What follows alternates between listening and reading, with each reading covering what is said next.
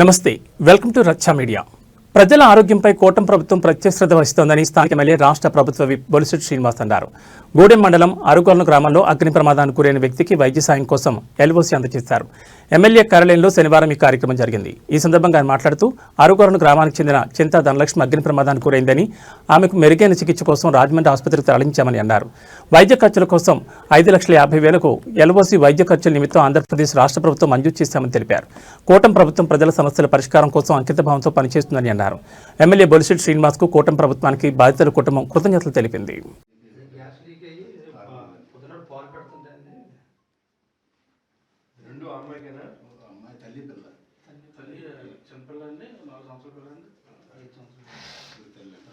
ఒకసారి అనే పట్టుకోండి సార్. ఇక్కడ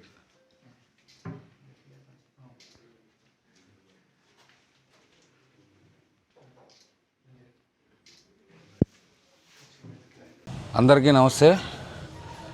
మొన్న 22 తారీఖున ఆరుగొల్లు గ్రామంలో ఒక మహిళకు గ్యాస్ లీక్ అయ్యి ఆవిడికి ఫైర్ యాక్సిడెంట్ జరగడం జరిగింది. ఆ విషయం తెలుసుకున్న అక్కడ ఉన్న మా జనసేన నాయకులు, ఆ జనసేన కార్యకర్త సిస్టర్ అయినటువంటి ఆ కుర్రోడు వాళ్ళకి సమాచారం అందజేయగా, ఆ సమాచారాన్ని వెంటనే మన గౌరవనీయులు శాసనసభ్యులు ఆంధ్ర రాష్ట్ర ప్రభుత్వ వైపు జనసేన రాష్ట్ర నాయకులు శ్రీ బొలిశెట్టి శ్రీనివాస్ గారికి వెంటనే తెలుసుకుని అక్కడి నుంచి హాస్పిటల్ తరలించడం జరిగింది. అక్కడి నుంచి మెరుగైన వైద్యం కోసం ప్రైవేట్ హాస్పిటల్ తరలించగా ఆవిడ చికిత్స కోసం సీఎం రిలీఫ్ ఫండ్, అంటే ఈ సంఘటన జరిగి 22వ తారీఖున జరిగితే ఒకసారి డేట్ చూడండి, 26వ తారీఖుకి 5,50,000 రూపాయలు శాంక్షన్ చేయడం జరిగింది. ఇటువంటి నాయకుడిని మనం ఎప్పుడూ చూసున్నాం. ఎందుకంటే ఇంత త్వరగతిన అక్కడ ఉన్న మహిళకు తనకున్న ఆర్థిక ఇబ్బందుల వల్ల సీఎం రిలీఫ్ ఫండ్ వెంటనే తక్షణమే సీఎం గారితో చెప్పి చేయించడం జరిగింది. నిజంగా ఆ కుటుంబం, ఆరుగొల్లు గ్రామ ప్రజలందరూ కూడా హర్షధ్వానాలు వ్యక్తం చేస్తున్నారు. ఇటువంటి ఎమ్మెల్యే మాకు ఉండడం అని నిజంగా బొలిశెట్టి శ్రీనివాస్ గారికి తాడేపల్లిగూడెం నియోజకవర్గ ప్రజల తరపున ఆయనకి ధన్యవాదాలు, కృతజ్ఞతలు తెలుపుకుంటూ జై భీమ్, జై బొలిశెట్టి, జై జనసేన. ఈ నెల మొన్న 22వ తారీఖుని మా ఆరుగొల్లు గ్రామంలో కుమ్మరి వీధిలో మా జనసేన కార్యకర్త అయిన సురేష్ వాళ్ళ వదిన గారికి, వాళ్ళ మా అమ్మాయి 4 సంవత్సరాల వయసు, టీ పెడుతుంటే పిల్ల ఎడుతుంటే పాలు పెడుతుంటే గ్యాస్ లీక్ అయ్యి ఫైర్ యాక్సిడెంట్ జరిగింది.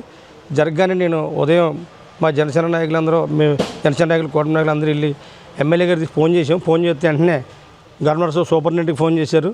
సూపరింటెండెంట్ ఫోన్ చేస్తే అక్కడ హాస్పిటల్లో చూపించాం. అయినా అక్కడ బాగోలేదని చెప్పి మళ్ళీ గుడం హాస్పిటల్కి మళ్ళీ వాళ్ళు లేట్ చేస్తుంటే అయినా మళ్ళీ ఎమ్మెల్యే గారికి ఫోన్ చేస్తే వెంటనే మీరు కేసు గీసు లేదు, ముందు అర్జెంటుగా ఆయన రిలీజ్ చేయండి, ప్రైవేట్ హాస్పిటల్కి తీసుకెళ్తారని చెప్పి ఎమ్మెల్యే గారు స్ట్రాంగ్ వార్నింగ్ సూపరింటెండెంట్ గారు వెంటనే వాళ్ళిద్దరిని మాకు అంబులెన్స్తో పంపించారు. గుడం హాస్పిటల్లో జాయిన్ చేశాక ఇక్కడ మా వల్ల కాదంటే మళ్ళీ ఇప్పుడు రాజమండ్రి శ్రీకర్ హాస్పిటల్కి జాయిన్ చేయగానే వాళ్ళు ఒక అమౌంట్ ఇంత 11 లక్షలు సుమారు అవుద్ది అని ఒక ఎస్టిమేషన్ ఇస్తే మన ప్రీతమ నాయకుడు మన బొలిశెట్టి శ్రీనివాస్ గారు వారి వెంటనే స్పందించి సీఎంఆర్ రిలీఫ్లో 24 గంటల్లో చెక్ వచ్చిందని చేశారు. నిజంగా ఇలాంటి ఎమ్మెల్యే గారు మనకుంటాం, మనం ఎంతో అదృష్టవంతులు. దదరి ఎమ్మెల్యే గారు ఎమ్మెల్యే గారు నెగ్గిన తర్వాత ఆరుగొల్లు నుంచే ఒక 70-80 చెక్కులు నేను ప్రత్యేకంగా 70-80 చెక్కులు సీఎం రిలీఫ్ ఎమ్మెల్యే గారి ద్వారా మన ప్రీతం బొలిశెట్టి శ్రీనివాస్ గారి ద్వారా ఇప్పించాం.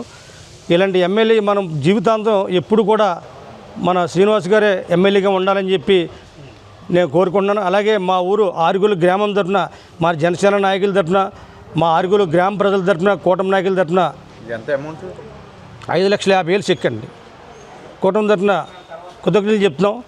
మేము జీవితంలో ఆ కుటుంబం ఎప్పుడు కూడా, ఆరుగొల్లు ప్రజలు ఎప్పుడు కూడా మేము ఎమ్మెల్యే మన బొలిశెట్టి శ్రీనివాస్ గారు సీన్ అన్న వెనకాలే ఉంటామని చెప్పి మేము మనస్ఫూర్తిగా చెప్తున్నామండి.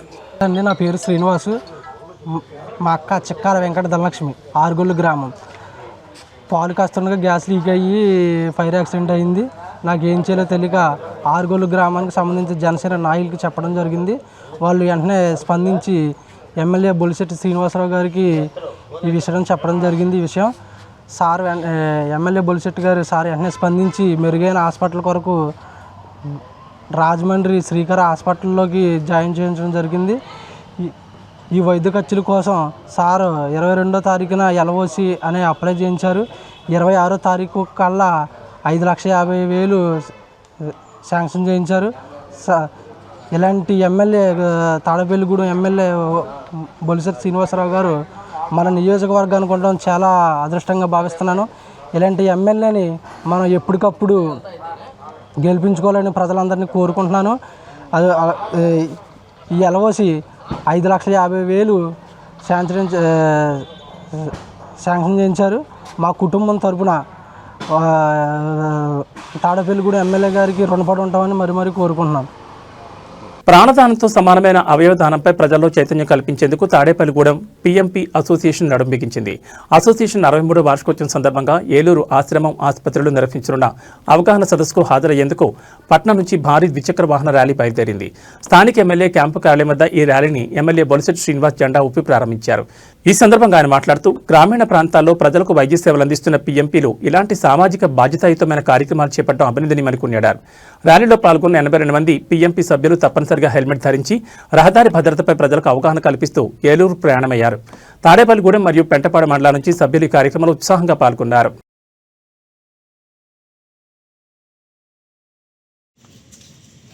The PMP association of India 63 వసంతాల వేడుక సందర్భంగా ఆశ్రమం మెడికల్ కాలేజీలో నిర్వహించేటువంటి అవయవదాన అవగాహన సదస్సుకు తాడేపల్లిగూడెం మండల యూనిట్ నుంచి బైక్స్ మీద ర్యాలీగా వెళ్ళడం అనేది జరుగుతుంది. మన గౌరవ శాసనసభ్యులు శ్రీ శ్రీనివాస్ గారి చేతుల మీదుగా ఈ ర్యాలీని ప్రారంభించడం అనేది జరుగుతుంది. బైక్స్ మీద ఎందుకు వెళుతున్నామంటే హెల్మెట్స్ యొక్క ప్రాధాన్యత తెలియచేయాలనేటువంటిది మా ఉద్దేశం. ఈ రోజున రోడ్ యాక్సిడెంట్స్లో 25% మంది మరణాలు తలకు హెల్మెట్ లేకపోవడం వల్ల సంభవిస్తున్నాయి.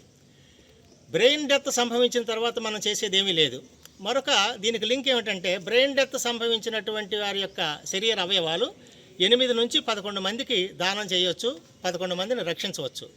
ప్రతి ఒక్కరూ తప్పనిసరిగా వాహనాన్ని నడిపేవారు, అలాగే వాహనం వెనుక కూర్చున్నటువంటి వారు కూడా హెల్మెట్లు ధరించడం వల్ల ఈ బ్రెయిన్ డెత్ సంభవించేటువంటి అవకాశాలు చాలా తక్కువగా ఉంటాయి. అలాగే ఎక్కువ స్పీడ్గా వాహనాలు నడపడం వల్ల యాక్సిడెంట్స్ జరుగుతున్నాయి. ఆల్కహాల్ సేవించి నడపడం వల్ల యాక్సిడెంట్స్ జరుగుతున్నాయి. మరి మనకు జువ్వలపాలెం నుంచి యాగలపల్లి వరకు చూసినట్టయితే రోడ్డు ఏ విధంగా ఉండేదో మీ అందరికీ తెలుసు. మరి మన శాసనసభ్యులు 40-50 సంవత్సరాల నుంచి బాగుండలేనటువంటి రోడ్డును ఈ రోజున చాలా సుందరంగా అందరూ హ్యాపీగా వెళ్ళేటట్టుగా చేయడం అనేది జరిగింది. ఇట్లాంటి వారు రాజకీయ నాయకులుగా ఉంటే, అంటే ప్రజాప్రతినిధులుగా ఉంటేనే దేశం బాగుపడుతుంది. కాబట్టి ఇట్లాంటి వారికి మనం ధన్యవాదాలు తెలియజేసుకుంటూ ఈనాడు ఈ వాహన ర్యాలీని సార్ను ప్రారంభించవలసిందిగా కోరుతున్నాను. జై బొలిశెట్టి సీనన్న గారికి, జై బొలిశెట్టి సీనన్న గారికి, జై బొలిశెట్టి సీనన్న గారికి, జై జనసేన. ఈరోజు పిఎంపి ఆర్ఎంపీ డాక్టర్స్ అసోసియేషన్ వారు రోడ్డు ప్రమాదాల్లో ఎలా నివారించాలి, ఒకవేళ నిజంగా యాక్సిడెంట్ జరిగినా మనం ఎలాగ జీవితాన్ని కొనసాగించాలి, ఎలాంటి ఇబ్బంది లేకుండా ఉండాలనేది అవగాహన చేసే విధంగా, అంతేకాకుండా మనిషి ప్రాణం పోతే ఎంతమందిని మనం బతికించవచ్చు, అవగాహన చేయడం వల్ల ఎంతమందికి మళ్ళీ పునరుద్ధరణిస్తాం అనేది తెలియజేయడానికి ఆశ్రమం మెడికల్ కాలేజీలో ఈరోజు ఏర్పాటు చేసినటువంటి సదస్సుని దిగ్విజయంగా తాడేపల్లిగూడెం నుంచి ప్రారంభించడం అనేది చాలా గొప్ప విషయం. ఎందుకంటే ఎక్కడున్నా తాడేపల్లిగూడెంలో ఏదో ఒకటి ముందంజలో ఉండాలనేది నా కోరిక. మరి ఇవాళ మనోళ్ళు అక్కడికి వెళ్ళి ఏలూరు వెళ్ళి ఈ కార్యక్రమం ఏర్పాటు చేసి మీరందరూ కూడా మరి జనాన్ని ఎడ్యుకేట్ చేసే అవకాశాన్ని ఒక రాజకీయాల్లోనే కాకుండా మీరు కూడా సమాజంలో బాధ్యత తీసుకుని ఇది చేయడం వల్ల నేను ఉపయోగాలని తెలియజేసే విధంగా ఈ కార్యక్రమం జయప్రదం అవ్వాలని, మీరు చేసేటువంటి ర్యాలీ దిగ్విజయవంతంగా ఎలాంటి ఇబ్బంది లేకుండా ఆశ్రమం కాలేజీ దాకా బ్రహ్మాండంగా సాగాలని నేను భగవంతుని కోరుకుంటూ ఇలాంటి మంచి కార్యక్రమాలు చేసే శక్తిని మరి మీకు అందరికీ ఇవ్వాలని మన బీటీ రాజు గారికి, అలాగే మన తమ్ముడు వాళ్ళందరికీ, మన జనతా డాక్టర్ గారికి, అందరూ పెద్దలందరూ ఉన్నారు, మీ అందరికీ భగవంతుడు ఆయుష్ని, ఎవరైతే పేదలకి ముందు ఎక్కే గుమ్మం మరి మీరు ఏదైనా చిన్న బాధ కలిగిందంటే ఇవాళ పెద్ద డాక్టర్ దగ్గరికి వెళ్తే అపాయింట్మెంట్ దొరుకుతుందో లేదో తెలియదు, ఎక్కడికి వెళ్ళాలో తెలియదు, ఏ జబ్బు వస్తే అలాంటి జబ్బులు వచ్చినాయి. అలాంటి పరిస్థితుల్లో మీరు ప్రజలకు కూడా వెన్నుదన్నుగా ఉండి మీరు చేసే కార్యక్రమాలన్నీ చాలా మంచి కార్యక్రమాలన్నీ ఇంకా చేసే శక్తి నా భగవంతుడి వాళ్ళని మనస్ఫూర్తిగా కోరుకుంటూ ఈ ర్యాలీ జయప్రదం అవ్వాలి, సదస్సు జయప్రదం అవ్వాలి. Thank you. 63 వసంతాల వేడుక సందర్భంగా ఆశ్రమం మెడికల్ కాలేజీలో నిర్వహించేటువంటి అవయవదాన అవగాహన సదస్సుకు తాడేపల్లిగూడెం మండల యూనిట్ నుంచి బైక్స్ మీద ర్యాలీగా వెళ్ళడం అనేది జరుగుతుంది. మన గౌరవ శాసనసభ్యులు శ్రీ శ్రీనివాస్ గారి చేతుల మీదుగా ఈ ర్యాలీని ప్రారంభించడం అనేది జరుగుతుంది. బైక్స్ మీద ఎందుకు వెళుతున్నామంటే హెల్మెట్స్ యొక్క ప్రాధాన్యత తెలియచేయాలనేటువంటిది మా ఉద్దేశం. ఈ రోజున రోడ్ యాక్సిడెంట్స్లో 25% మంది మరణాలు తలకు హెల్మెట్ లేకపోవడం వల్ల సంభవిస్తున్నాయి. బ్రెయిన్ డెత్ సంభవించిన తర్వాత మనం చేసేది ఏమీ లేదు. మరొక దీనికి లింక్ ఏమిటంటే బ్రెయిన్ డెత్ సంభవించినటువంటి వారి యొక్క శరీర అవయవాలు 8 నుంచి 11 మందికి దానం చేయవచ్చు, 11 మందిని రక్షించవచ్చు. ప్రతి ఒక్కరూ తప్పనిసరిగా వాహనాన్ని నడిపేవారు, అలాగే వాహనం వెనుక కూర్చున్నటువంటి వారు కూడా హెల్మెట్ ధరించడం వల్ల ఈ బ్రెయిన్ డెత్ సంభవించేటువంటి అవకాశాలు చాలా తక్కువగా ఉంటాయి. అలాగే ఎక్కువ స్పీడ్గా వాహనాలు నడపడం వల్ల యాక్సిడెంట్స్ జరుగుతున్నాయి. ఆల్కహాల్ సేవించి నడపడం వల్ల యాక్సిడెంట్స్ జరుగుతున్నాయి. మరి మనకు జువ్వలపాలెం నుంచి యాగలపల్లి వరకు చూసినట్టయితే రోడ్డు ఏ విధంగా ఉండేదో మీ అందరికీ తెలుసు. మరి మన శాసనసభ్యులు 40-50 సంవత్సరాల నుంచి బాగుండలేనటువంటి రోడ్డును ఈ రోజున చాలా సుందరంగా అందరూ హ్యాపీగా అయినట్టుగా చేయడం అనేది జరిగింది. ఇట్లాంటి వారు రాజకీయ నాయకులుగా ఉంటే, అంటే ప్రజాప్రతినిధులుగా ఉంటేనే దేశం బాగుపడుతుంది. కాబట్టి ఇట్లాంటి వారికి మనం ధన్యవాదాలు తెలియజేసుకుంటూ ఈనాడు ఈ వాహన ర్యాలీని సార్ని ప్రారంభించవలసిందిగా కోరుతున్నాను. జై బొలిశెట్టి సీనన్న గారికి, జై బొలిశెట్టి సీనన్న గారికి, జై బొలిశెట్టి సీనన్న గారికి, జై జనసేన. ఈరోజు PMP doctor RMP doctor association వారు రోడ్డు ప్రమాదాలను ఎలా నివారించాలి, ఒకవేళ నిజంగా యాక్సిడెంట్ జరిగినా మనం ఎలాగా జీవితాన్ని కొనసాగించాలి, ఎలాంటి ఇబ్బంది లేకుండా ఉండాలనేది అవగాహన చేసే విధంగా, అంతేకాకుండా మనిషి ప్రాణం పోతే ఎంతమందిని మనం బతికించవచ్చు, అవగాహన చేయడం వల్ల ఎంతమందికి మళ్ళీ పునరుజ్జన్మిస్తాం అనేది తెలియజేయడానికి ఆశ్రమం మెడికల్ కాలేజీలో ఈరోజు ఏర్పాటు చేసినటువంటి సదస్సుని దిగ్విజయంగా తాడేపల్లిగూడెం నుంచి ప్రారంభించడం అనేది చాలా గొప్ప విషయం. ఎందుకంటే ఎక్కడున్నా తాడేపల్లిగూడెంలో ఏదో ఒకటి ముందంజలో ఉండాలనేది నా కోరిక. మరి ఇవాళ మనోళ్ళు అక్కడికి వెళ్ళి ఏలూరు వెళ్ళి ఈ కార్యక్రమం ఏర్పాటు చేసి మీరందరూ కూడా మరి జనాన్ని ఎగ్జిక్యూట్ చేసే అవకాశాలు ఒక రాజకీయాల్లోనే కాకుండా మీరు కూడా సమాజంలో బాధ్యత తీసుకొని ఇది చేయడం వల్ల దీని ఉపయోగాలని తెలియజేసే విధంగా ఈ కార్యక్రమం జయప్రదం అవ్వాలని, మీరు చేసేటువంటి ర్యాలీ దిగ్విజయవంతంగా ఎలాంటి ఇబ్బంది లేకుండా ఆశ్రమం కాలేజీ దాకా బ్రహ్మాండంగా సాగాలని నేను భగవంతుని కోరుకుంటూ ఇలాంటి మంచి కార్యక్రమాలు చేసే శక్తిని మరి మీకు అందరికీ ఇవ్వాలని మన బీటీ రాజు గారికి, అలాగే మన తమ్ముడు వాళ్ళందరికీ, మన జనతా డాక్టర్ గారికి, అందరూ పెద్దలందరూ ఉన్నారు, మీ అందరికీ భగవంతుడు ఆయుష్ని, ఈ ఎవరైతే పేదలకి ముందు ఎక్కే గుమ్మం మరి మీరు ఏదైనా చిన్న బాధ కలిగిందంటే ఇవాళ పెద్ద డాక్టర్ దగ్గరికి వెళ్తే అపాయింట్మెంట్ దొరుకుతుందో లేదో తెలియదు, ఎక్కడికి వెళ్ళాలో తెలియదు, ఏ జబ్బు వస్తే అలాంటి జబ్బులు వచ్చినాయి. అలాంటి పరిస్థితుల్లో మీరు ప్రజలకు కూడా వెన్నుదన్నుగా ఉండి మీరు చేసే కార్యక్రమాలన్నీ చాలా మంచి కార్యక్రమాలన్నీ ఇంకా చేసే శక్తి నా భగవంతుడి వాళ్ళని మనస్ఫూర్తిగా కోరుకుంటూ ఈ ర్యాలీ జయప్రదం అవ్వాలి, సదస్సు జయప్రదం అవ్వాలి. Thank you.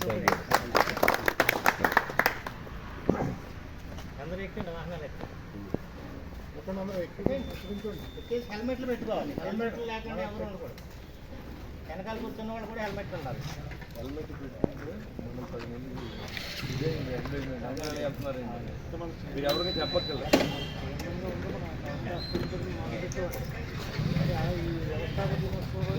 కొత్త రోడ్లోకి వెళ్ళండి, బాదుపూడి దాకా లాగేసి అంత కాదు కానీ మొత్తం చాలా హ్యాపీ సార్. బూతులు పడితే వాడికి ఆటోమేటిక్గా నడుము నొప్పి. ఇది కూడా మొన్న కూడా ఒక అబ్బాయి పడిపోయింది, ఎంత యాక్సిడెంట్. చాలా బాగుందండి రోడ్డు పండు వచ్చాను. అందరూ ఎక్కండి. చేయాలా చేయాలి సార్.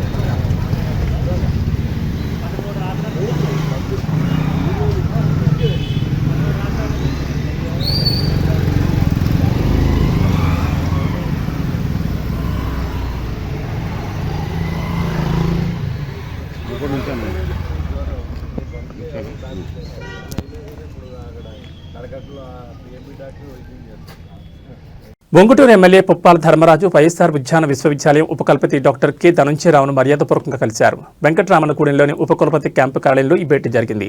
ఈ సందర్భంగా ఎమ్మెల్యే ధర్మరాజు ఉపకులపతికి పుష్పగుచ్చం అందజేసి శాలువాతో ఘనంగా సత్కరించారు. నియోజకవర్గంలోని ఉద్యాన పంటల సాగు, రైతులకు అందుతున్న సాంకేతిక సహకారం మరియు విశ్వవిద్యాలయం చేపడుతున్న పరిశోధనల గురించి వారు కాసేపు చర్చించారు. ఈ కార్యక్రమంలో ఉద్యాన విశ్వవిద్యాలయానికి చెందిన పలువురు ఉన్నతాధికారులు మరియు సిబ్బంది పాల్గొన్నారు.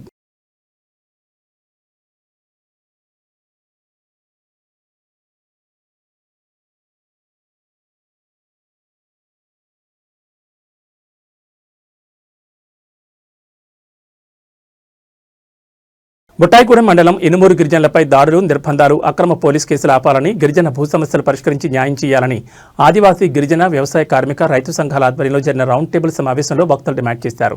ఇనుమూరు గిరిజనులకు అండగా ఈ నెల 29న జంగారెడ్డిగూడెం ఆర్డీఓ కార్యాలయం ముందు, 30న ఏలూరు కలెక్టరేట్ ముందు ధర్నా, నిరసన కార్యక్రమాలు చేపట్టాలని రౌండ్ టేబుల్ సమావేశం నిర్ణయించింది.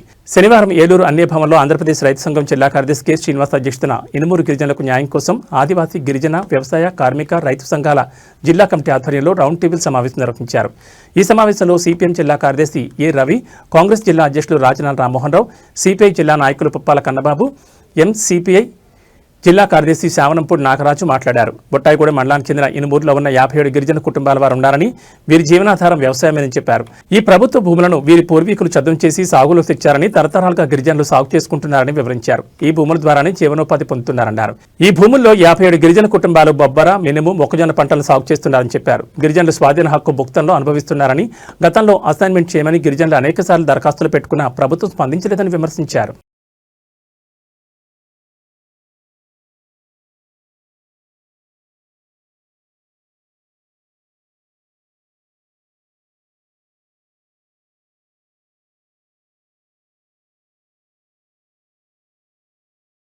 రాష్ట్ర ప్రభుత్వం ఎంతో ప్రతిష్టాత్మకంగా అమలు చేస్తున్న ఎన్టీఆర్ భరోసా పింఛన్ పథకం, పింఛన్లు పంపిణీ ప్రభుత్వ ఆదేశాల ప్రకారం నూతన సంవత్సరం కారణంగా 1వ తేదీ జనవరి 2026 పంపిణీ చేయాల్సిన పెన్షన్లను 31వ తేదీనే ఉదయం 7 గంటల నుంచి పంపిణీ చేయడం జరుగుతుందని జిల్లా కలెక్టర్ కె వెట్రిసెల్వి తెలిపారు.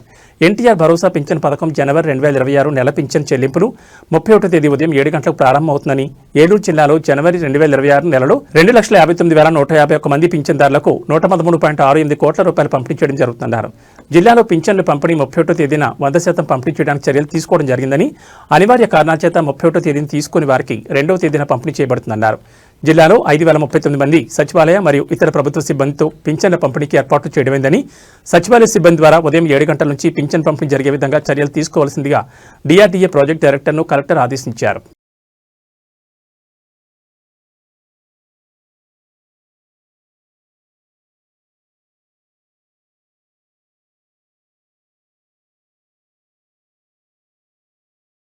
ఏవీ బులెటిన్ విశేషాలు. నమస్కారం.